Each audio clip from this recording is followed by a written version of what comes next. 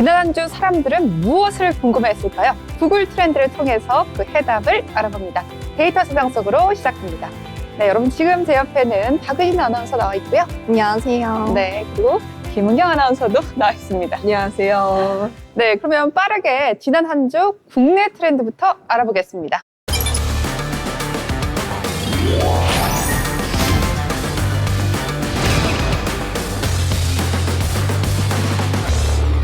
네, 권영국입니다. 대통령 선거에 출마한 진보정당 인사네요. 네, 권영국 후보는 인권 변호사로도 잘 알려져 있는데요. 이번 선거에는 민주노동당 후보로 출마하며 기존 정의당과 차별화를 뒀습니다. 네, 현재 대선이 이재명 그리고 김문수, 이준석 등 3자 구도로 가고 있는 상황인데 무소속에는 황교안 후보가 있고요. 그런데 5번의 권영국 후보는 비교적 사람들에게 덜 알려진 정치인이어서 지난 한 주 구글 트렌드에 오른 것 같습니다. 게다가 지난 10일과 11일에 후보자 등록 신청 기간이어서 더 검색량이 급등한 것 같아요. 네, 이번 대선에서 정의당, 녹색당 등 전통 진보 정당들이 후보를 내지 않으면서 실질적으로 진보 의제를 내세운 후보는 권영국 후보 한 명입니다. 네, 진보 정치의 상징이라고도 할 수 있는 권영길도 5번이었는데요. 권영국 후보는 민주노동당의 명맥을 이었다고 봐도 될 것 같습니다. 지난 18일에는 첫 TV 토론이 있었습니다. 각 후보들이 경제를 중심으로 또 현안을 중심으로 이야기를 해줬는데 어떤 의제들이 있었는지 궁금합니다. 네, 이재명 후보는 경제 성장을 핵심 키워드로 삼았는데요. 청년층 일자리, 서민 주거 문제 해결을 강조하며 유능한 경제 대통령 이미지를 부각했습니다. 네, 상대 후보들은 어떤 반응이었나요? 김문수 후보 같은 경우는 어떤 이야기 하던가요? 네, 김문수 후보는 판교 테크노밸리 유치, GTX 신설, 본인의 행정 경험을 바탕으로 실적을 내세웠습니다. 이번에 또 이준석 후보의 어떤 빠른 말빨, 강한 말빨도 이제 눈에 띈 요소였던 것 같은데 젊은 보수 입장에서는 어떤 메시지를 던졌죠? 네, 이준석 후보는 이재명 후보의 정책을 포퓰리즘이라며 비판을 했는데요. 날선 공세를 펼쳤습니다. 김문수 후보와도 차별화를 시도하면서 젊은 세대가 공감할 수 있는 미래 비전을 강조했습니다. 네, 우리 구글 트렌드 5위 키워드인 권영국 후보는 어떤 비전을 제시했는지 궁금합니다. 네, 권영국 후보는 노동권 강화, 불평등 해소를 전면에 내세우면서요. 진보 정당의 정체성을 분명히 했습니다. 그렇군요. 각 후보들의 명확한 정책이 있었던 어떤 TV 토론이었던 것 같은데요. 이번 토론은 특히 2030 세대를 공략한 그런 메시지들이 많은 것 같아서 좀 눈에 띄었습니다. 계속해서 다음 키워드도 알아보시죠.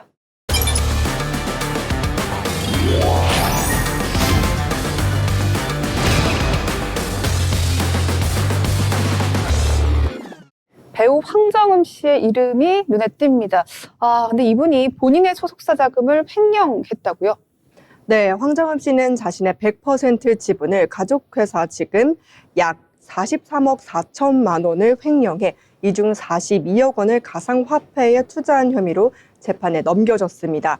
그리고 5월 15일 열린 첫 공판에서 모든 혐의를 인정하며 미숙한 판단이었다고 법정에서 고개 숙여 사과했습니다. 네, 아무리 100% 자기 법인이어도 정말 이번 사건은 실망스럽다라는 그런 의견들이 줄을 이뤘습니다. 황정음 씨는 열심히 사는 싱글맘 이미지가 있었잖아요. 네, 사건 이후 연예계에서는 발빠르게 대응에 나섰습니다. 황정음 씨가 모델로 나오던 건강식품 브랜드는 공식 유튜브와 인스타그램 등에서 관련 광고 영상과 포스터를 모두 삭제한 것으로 나타났습니다. 또 황정음 씨가 출연 중이던 SBS 플러스 예능 프로그램 솔로라서는 마지막 회 방송의 분량이 모두 통편집되었습니다.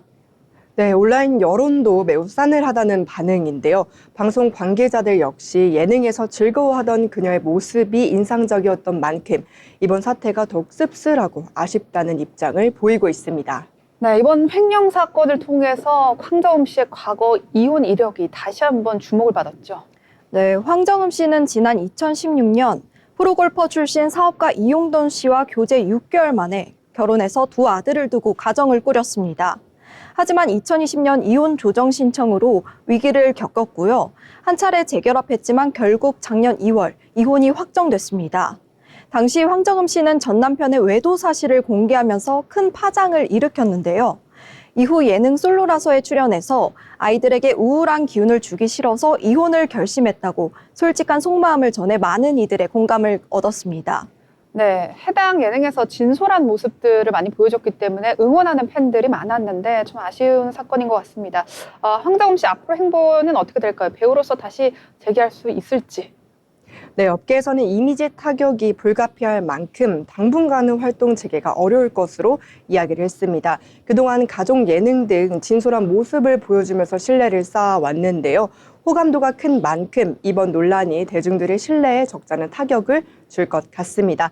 하지만 황정음 씨가 진심 어린 반성과 그리고 재개를 하게 된다면 그 이후에는 한 번 더 지켜볼 수 있을 것 같습니다. 네, 늘 밝은 이미지로 웃음을 줬던 인물인데 이렇게 큰 횡령 사건에 연루됐다는 게 믿어지지가 않습니다. 계속해서 다음 키워드도 살펴보겠습니다.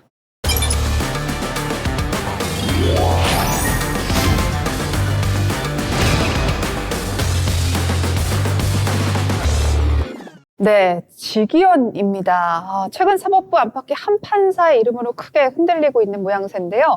서울중앙지법 직위원 부장판사에 대한 접대 의혹이 제기된 겁니다. 네, 더불어민주당은 직위원 판사가 고급 유흥업소에서 직무 관련자에게 수차례 접대를 받았다는 의혹을 제기했습니다. 해당 판사는 현재 윤석열 전 대통령의 내란 혐의 사건을 심리 중인 인물이기도 해서요. 정치권에서는 해당 재판에서 배제를 강력히 요구하고 있습니다. 정치적 중립성과 판결의 정당성에 의심이 생길 경우에는 해당 재판 자체가 논란의 중심이 될 수 있다는 우려 또한 나오고 있습니다. 네, 이와 같은 사법부 내부 의혹이 터질 때마다 국민의 신뢰는 한 번씩 크게 흔들리곤 합니다. 이번 의혹은 단순한 일탈을 넘어 현직 판사가 재판과 관련한 이익을 취했는지 여부를 다루는 만큼 매우 중대한 사안입니다. 특히 정치적으로 민감한 재판을 맡고 있다는 점에서 사법부의 독립성과 공정성 전반에 대한 국민 신뢰가 시험대에 오른 상황입니다. 네, 맞습니다. 현재로서는 모든 사실이 명확히 드러난 것은 아니지만 사법부가 이 사안을 내부 감싸기로 처리한다면 더 큰 반발을 불러일으킬 수 있을 것 같습니다. 객관적이고 투명한 감찰과 국민이 납득할 수 있는 대응이 절실한 시점입니다. 네, 국민의 눈높이에 맞는 정의, 그것이 다시 한번 심판대에 오른 것 같습니다. 이번 사안이 어떻게 마무리될지 끝까지 지켜보도록 하겠습니다. 계속해서 2위 키워드 보시죠.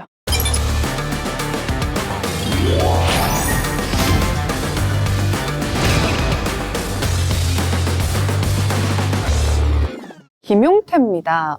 국민의힘이 새로운 비상대책위원장으로 1990년대생의 김용태를 임명했습니다. 이거 너무 젊은 거 아닌가요? 네, 맞습니다. 이번 비대위는 원래 평균 연령대 자체가 43세로 국민의힘 역사상 가장 젊은 지도부로 평가를 받고 있습니다. 비정치인 중심의 인선은 당 쇄신과 2030 세대와의 소통 강화를 위한 강한 메시지로도 읽히고 있는데요. 국민의힘은 앞으로 개혁 이미지와 중도층 확장을 통해 정권 재창출의 발판을 마련하고자 하고 있습니다. 젊은 리더십의 등장이 주목받는 가운데 이 김 위원장은 윤석열 전 대통령에게 탈당을 권고하면서요, 강한 쇄신 의지를 보이고 있습니다. 이러한 행보가 당내 변화의 신호탄이 될 수 있을지 주목됩니다. 네, 윤 전 대통령 측은 김 위원장의 탈당 권고에 대해 당이 필요한 방향대로 수용하겠다는 생각에 변함이 없다고 밝혔습니다. 이는 당의 결정에 따르겠다는 의지를 나타내는 것으로 해석이 되고 있는데요. 당내에서는 김 위원장의 결단을 지지하는 목소리와 함께 당의 쇄신을 위한 첫 걸음으로 평가하는 분위기입니다. 이런 김 위원장의 행보가 앞으로 당의 지지율에 어떤 영향을 줄지 궁금해지는데요. 2030 젊은 세대들의 반응은 어떤가요? 네, 김 위원장은 최근 서울 강남 일대에서 1인 거리 유세를 벌이면서요, 직장인들과의 소통을 강화하고 있습니다. 또한 펍 미팅을 통해서 젊은 세대의 애로사항을 청취하면서요, 2030 세대의 지지를 얻기 위한 노력을 기울이고 있습니다. 이러한 행보는 당의 이미지 쇄신과 지지율 상승에 긍정적인 영향을 미칠 것으로 기대됩니다. 네, 이런 젊은 리더십이 국민의힘의 변화를 이끌 수 있을지 한번 지켜봐야 될 것 같습니다. 계속해서 1위 키워드 보시죠.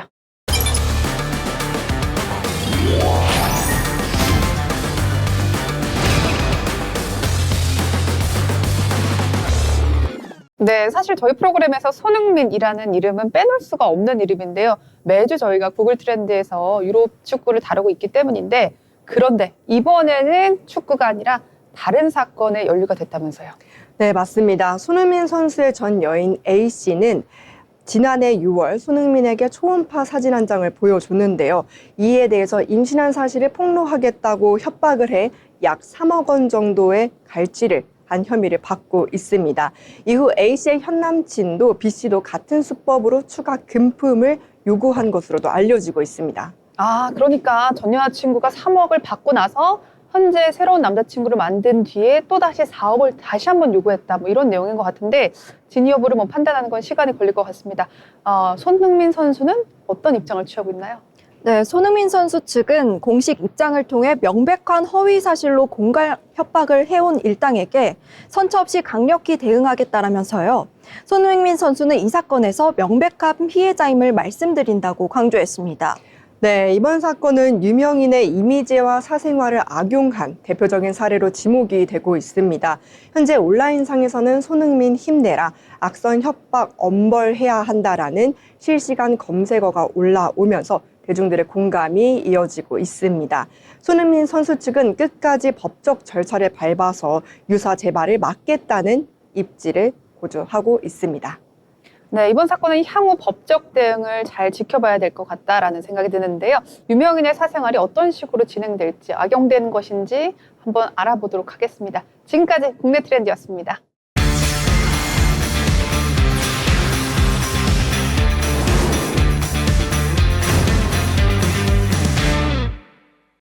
데이터 세상 속으로 해외 키워드부터 살펴봅니다. 지난 한 주 외국에서 사람들은 무엇에 관심을 가졌을까요?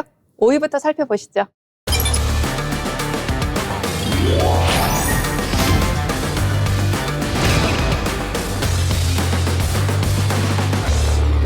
네, 에밀리 카이저입니다. 미국의 유명한 틱토커인데요. 이 여성분이 최근에 비극적인 사고로 아들을 잃었다고 합니다. 네, 참 안타까운 사건입니다. 미국 애리조나주 챈들러에 거주 중인 틱톡 인플루언서 에밀리 카이저의 3살 아들 트리그가 집 뒷마당에 있는 수영장에서 익사하는 사고를 당했습니다. 아, 정말 끔찍한 사건인 것 같은데, 그런데 에밀리 카이저라는 이름이 사실 낯선 분들이 많으실 것 같아요. 네, 에밀리 카이저는 미국 출신의 23세 틱톡 인플루언서로요. 청소 루틴, 일상 브이로그 같은 콘텐츠를 통해서 큰 사랑을 받고 있습니다. 현재 틱톡 팔로워 수만 310만 명이 넘고 누적 좋아요 수는 4억 6천만 개에 달할 정도입니다. 와, 누적 좋아요 수가 4억 6천만 개라는 거는 정말 진성 팬들이 많다라는 뜻으로 볼 수 있을 것 같은데, 그런데 지금까지는 보통 소셜미디어를 통해서 밝은 일상들 많이 보여줬거든요. 근데 갑작스럽게 이렇게 사고 소식이 전해졌습니다. 혹시 에밀리 카이저에 관련된 뭐 공식 입장은 있을까요? 아직까지 에밀리 카이저나 본인이나 가족, 그리고 경찰 측의 공식 발표는 없는 상황입니다. 그러면 본인의 아들의 사망 소식을 팬들에게 알린 것이 아니라 수영장 내 영유아 사망 사건으로 지역에서 화제가 된 건데요. 이번 사건이 단순한 유명과 관련된 가십성 보도가 아니라 미국 내에서 가정 내 영유아의 안전, 그리고 특히 미국 내에서의 수영장 사고에 대한 경각심을 일깨워주는 사례인 것 같습니다. 일상을 공유하던 가족이기 때문에 팬들의 안타까움이 더 크게 다가오는 것 같습니다. 이번 사고는 단순한 유명인 뉴스가 아니라 우리 모두에게 가정 내 안전, 특히 수영장 사고에 대한 경각심을 일깨워주는 사례이기도 합니다.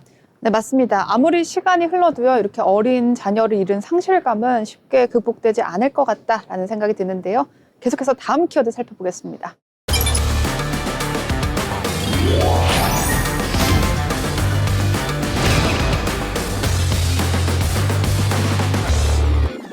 네, 뇌우 경보입니다. 미국 중부와 남부 지역에 강한 폭풍과 토네이도가 다시 또 왔다고 하는데요. 큰 피해가 이어지고 있습니다. 특히 켄터키주에서는 로럴 카운티라는 곳을 중심으로 어마어마한 피해가 있었다고 합니다. 네, 최근 발생한 폭풍으로 인해서 켄터키주에서는 최소 19명이 사망했고요. 그중 17명은 로럴 카운티에서 발생했습니다. 또한 미주리주에서는 세인트루이스 지역에서 5명, 스콧 카운티에서 2명이 사망하는 등 총 7명의 사망자가 보고됐습니다. 버지니아 북부에서도 2명의 사망자가 발생했고요. 네, 이러한 폭풍은 단순한 강풍을 넘어서 허리케인 수준의 돌풍과 야구공 크기의 우박을 동반했는데요. 특히 세인트 루이스에서는 5천 채 이상의 주택이 피해를 입었고요. 전력 공급이 중단되면서 많은 주민들이 어려움을 겪고 있습니다. 이러한 피해 상황에서는 기상 예보도 참 중요할 것 같습니다. 날씨 현황이 앞으로 어떻게 되고 있나요? 에큐웨더에 따르면 중부와 동부 일부 지역에서 또 다른 심각한 악천후가 발생할 가능성이 있습니다. 특히 캔자스 중부와 북서부 지역에서는 파괴적인 우박과 토네이도 위험이 높게 예보되어 있습니다. 네, 이뿐만 아니라 텍사스 중부에서 시작하여 와이오밍과 네브래스카 남동부, 일리노이와 테네시 서부까지 폭풍이 확대될 것으로 예상이 되어서 이로 인해 추가적인 피해가 우려되고 있습니다.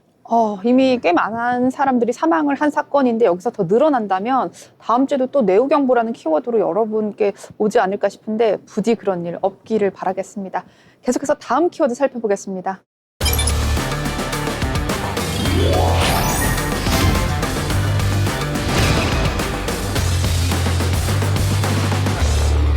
네, 최근 미국 정치권에서는 충격적인 사건이 있었습니다.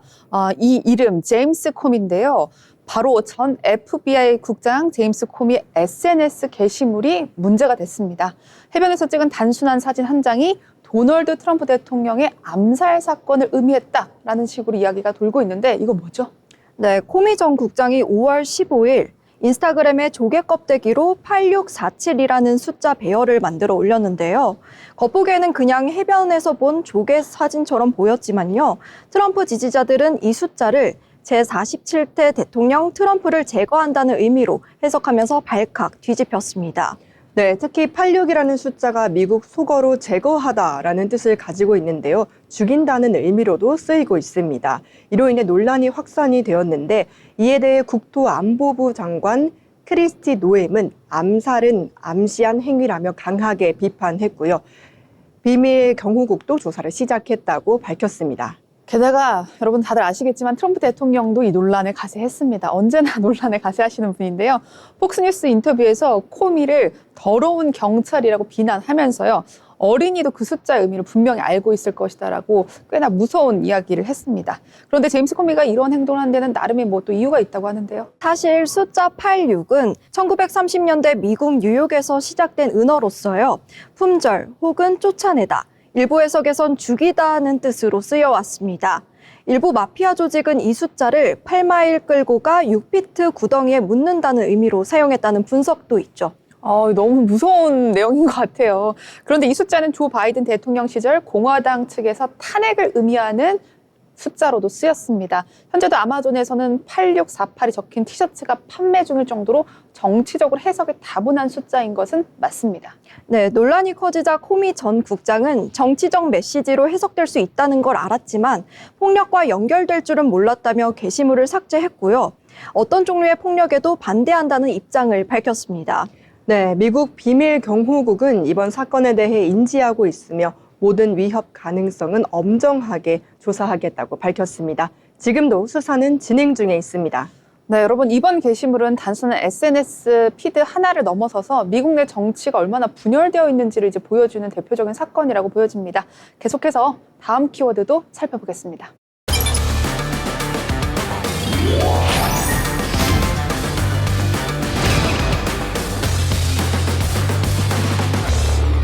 네, PGA 챔피언십입니다. 이번엔 가벼운 이야기를 한번 가보죠. 골프 이야기입니다. 네, 분위기가 확 바뀌고 있습니다. 이번엔 잔디밭에서 펼쳐진 승부인데요. 우리나라는 몇 년 전에 2030 세대들에게서 골프 열풍이 불러일으켰는데요. 요새는 조금 사그러든 추세이긴 하지만 그럼에도 불구하고 TV나 유튜브를 보게 되면 관련된 콘텐츠가 많이 넘쳐나고 있습니다. 맞습니다. 골프는 이제 더 이상 중장년층의 전유물이 아닙니다. 특히 PGA 투어는 전 세계 골프 팬들이 손꼽아 기다리는 최고 수준의 대회입니다. 이 때문에 이맘때면 구글 트렌드 해외 키워드에 오르는 단골 키워드입니다. 네, 올해 PGA 챔피언십은 5월 15일부터 19일까지 미국 노스캐롤라이나 샬럿 퀘일 할로우 클럽에서 열렸습니다.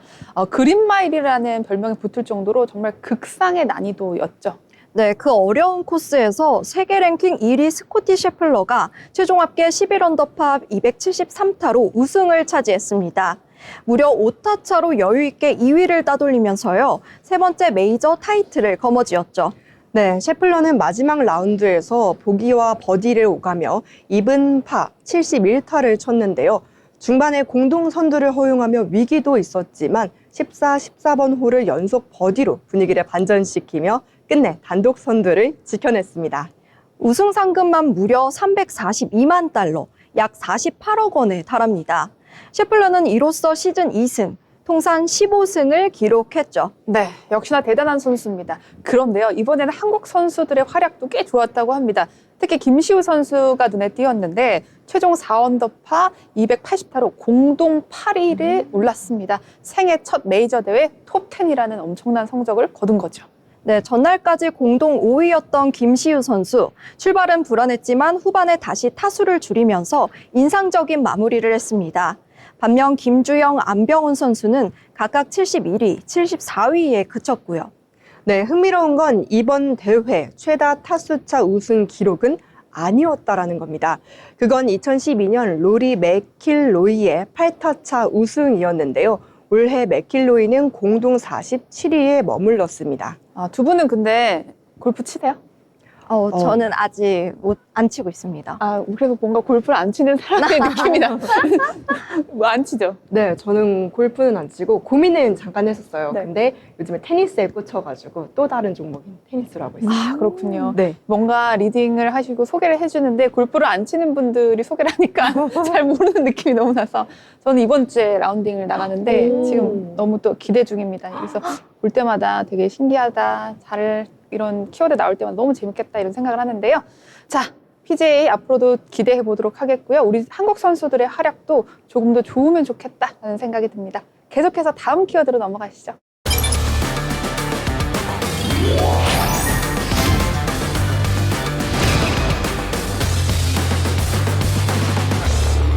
네, 마지막 키워드 캐시 벤트랍니다. 이거 유명한 사람의 여자친구 이름이죠. 네, 미국 힙합계 거물 션 콤즈, 예명으로는 퍼프데디 혹은 디디라고 더 잘 알려져 있습니다. 디디의 전 연인이 가수 캐시 벤트라가 최근 성매매 및 성폭행 혐의 형사 재판 증인석에 섰습니다. 이번 재판을 계기로 이른바 디디 게이트라고 불리는 초대형 스캔들의 실체가 점점 드러나고 있습니다. 이거 그냥 연예인 스캔들이라고 하기에는 너무나 거대한 실체를 갖고 있는데 프리고프라는 이름의 파티에서 성폭행, 약물 투여, 거기다 미성년자, 성매매까지 이뤄졌던 엄청난 사건이죠. 네, 맞습니다. 특히 최근 공개된 폭행 영상이 논란에 기름을 부었습니다. 전 연인 캐시를 바닥에 내동댕이 치고 발로 걷어차고 머리채를 끌고 호텔 방 안으로 끌고 가는 장면. 이게 그냥 영상이 아니라요. 피해 사실의 직접적 물증으로 등장하면서 공분을 샀습니다. 영상 함께 보시죠.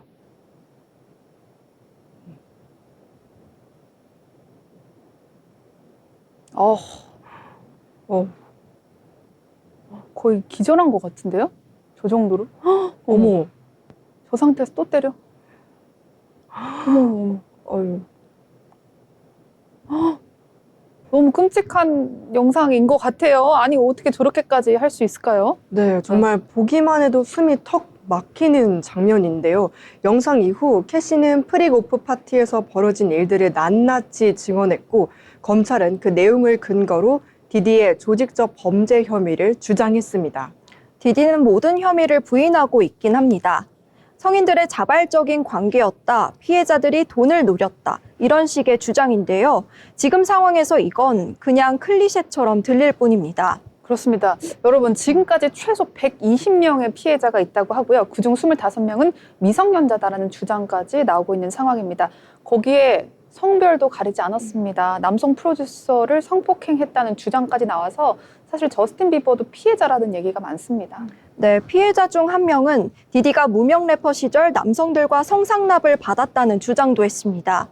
이쯤 되면 단순한 사생활 문제를 넘어서 권력형 성착취 구조의 민낯이 드러나는 셈이죠. 네, 재판은 앞으로 8주에서 10주 정도 이어질 예정이고요. 만약 모든 혐의가 유죄로 인정이 되면 최대 종신형까지 가능하다고 합니다. 이미 디디는 형사재판 외에도 최소 50건의 민사소송에 휘말려 있는 상태죠. 네, 맞습니다. 지금 이 순간에도 새로운 피해자가 계속해서 나오고 있는 상황인데요. 이제 진짜 중요한 건 이 재판이 어떻게 끝나는지보다 이 사건을 통해서 권력형 성범죄가 다시는 일어나지 않도록, 반복되지 않도록 만드는 구조적 변화가 아닌가라는 생각이 듭니다. 네, 맞습니다. 여러분, 사건은 불쾌하고 뭔가 알고 싶지 않은 사건이긴 하지만 그래도 우리가 결코 외면해서는 안 되는 그런 일 중에 하나인 것 같습니다. 이번 재판을 통해서 미국 사회, 커뮤니티 사회, 그리고 연예계의 어두운 그림자가 제대로 밝혀지길 바라겠습니다. 지금까지 데이터 세상 속으로였습니다. 고맙습니다.